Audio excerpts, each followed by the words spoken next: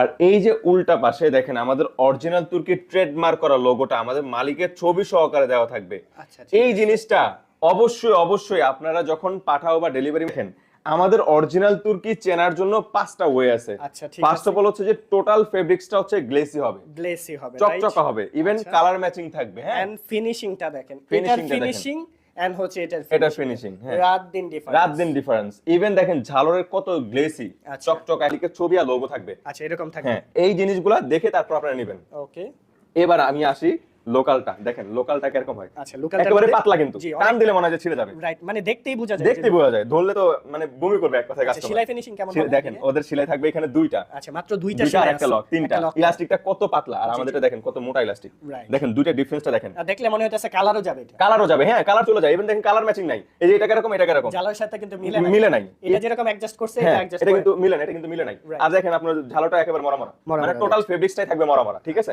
মানে দেখলেই low quality. একদম লো কোয়ালিটি মনে হবে। তো অনেকে